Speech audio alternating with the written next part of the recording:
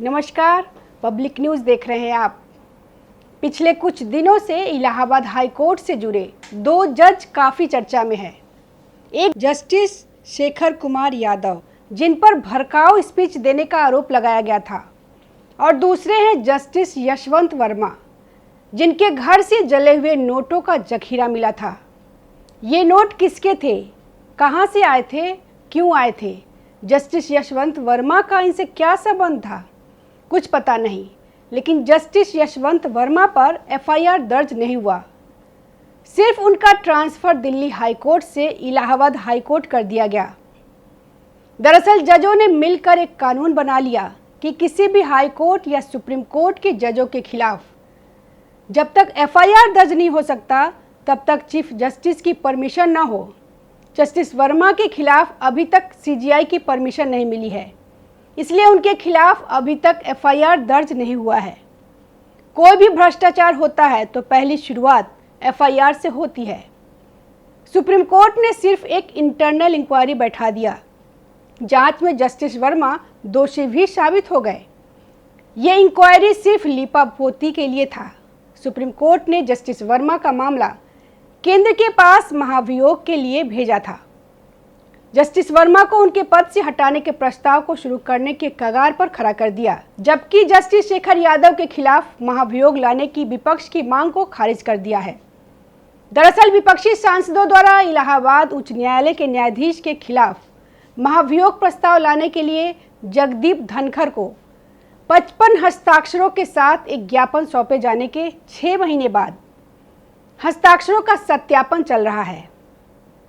इस बीच राज्यसभा सांसद कपिल सिब्बल ने सवाल किया कि सभापति जगदीप धनखड़ ने इलाहाबाद उच्च न्यायालय के न्यायाधीश शेखर कुमार यादव के खिलाफ महाभियोग प्रस्ताव लाने के नोटिस पर कोई कार्रवाई क्यों नहीं की, और आरोप लगाया कि सरकार पिछले साल पूरी तरह से सांप्रदायिक टिप्पणी करने के बाद न्यायाधीश को बचाने की कोशिश कर रही है। दिसंबर 2024 में न्यायमूर्ति शेखर कुमार यादव ने विश्व हिंदू परिषद द्वारा समान नागरिक संहिता यूसीसी विषय पर आयोजित एक कार्यक्रम के दौरान कथित तौर पर कुछ विवादास्पद टिप्पणियां की। जस्टिस यादव पर विश्व हिंदू परिषद के एक कार्यक्रम में दिए भाषण को लेकर विवाद खड़ा हो गया था।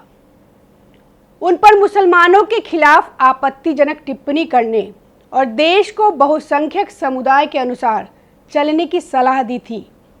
उनके द्वारा कहे गए कुछ शब्दों पर विपक्ष ने आपत्ति जताई और उनके खिलाफ महाभियोग लगाने का प्रस्ताव पेश किया था। महाभियोग एक लंबी प्रक्रिया होती है जिसमें कई चरण होते हैं। सबसे पहले लोकसभा के 100 या राज्यसभा के 50 अध्यक्ष या सभापति के समक्ष प्रस्ताव प्रस्तुत करना होता है। यदि प्रस्ताव स्वीकार कर लिया जाता है तो महाभियोग की प्रक्रिया शुरू की जा सकती है, वरना नहीं। इसी सिलसिले में राज्यसभा के 55 सांसदों के दस्तखत से सभापति को एक पत्र लिखा था, जिसे राज्यसभा के सभापति जगदीप धनखड़ ने कुछ तकनीकी कमियों की वजह से खारिज कर दिया, यह कहकर कि कुछ सदस्यों के हस्ताक्षर मेल नहीं खाते। राज्यसभा के सभापति ने सुप्रीम कोर्ट द्वारा शुरू किए जाने वाले इन हाउस की प्रक्रिया भी रुकवा दी। उन्होंने यह कहा कि यह मामला संसद के अधिकार क्षेत्र का है, क्योंकि संविधान के तहत राज्यसभा को न्यायाधीशों के खिलाफ महाभियोग लाने और जांच का विशेष अधिकार प्राप्त है और अंतिम फैसला राष्ट्रपति का ही माना जाता है। विपक्ष ने इसका विरोध करना शुरू कर दिया। विपक्ष ने इसकी तुलना जस्टिस यादव केस से शुरू कर दी है। उन्होंने आरोप लगाना शुरू कर दिया है कि जस्टिस यादव को बचाना चाहती है सरकार। दोनों मामले को एक जैसा कह रही है। विपक्ष का कहना है कि जब जस्टिस वर्मा पर महाभियोग लगाया जा सकता है तो शेखर यादव पर क्यों नहीं? आप ही सोचिए, क्या दोनों मामले एक जैसे हैं? एक जज जो अपनी निजी विचारों को प्रकट कर रहा हो और दूसरा जो भ्रष्टाचार के आरोपों से घिरा हो, दोनों एक जैसे कैसे हो सकते हैं?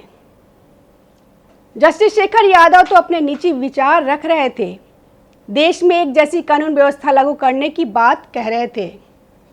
धार्मिक कुरीतियों को हटाने की बात कह रहे थे।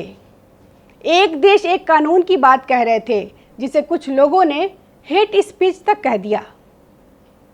दूसरी तरफ जस्टिस वर्मा का मामला है, जिसके बारे में सबको बहुत अच्छी तरह से पता है। दो को एक जैसे समझना, एक ही तराजू में तौलना क्या सही है? जस्टिस शेखर यादव ने तो कानून के बाहर का कोई काम नहीं किया। वे तो अपनी अभिव्यक्ति की आज़ादी का प्रयोग कर रहे थे, किसी नुकसान नहीं पहुंचा रहे थे। अपने व्यक्तिगत विचार रखना कोई अपराध तो नहीं हो सकता। इस पर किसी को क्या आपत्ति हो सकती है? जबकि जस्टिस वर्मा का केस इससे बिल्कुल अलग है। वो एक भ्रष्टाचार का मामला है। दोनों मामले किसी भी हालत में एक ही नज़रिए से नहीं देखे जा सकते। क्या भ्रष्टाचार और निजी अभिव्यक्ति दोनों में कोई अंतर नहीं आता?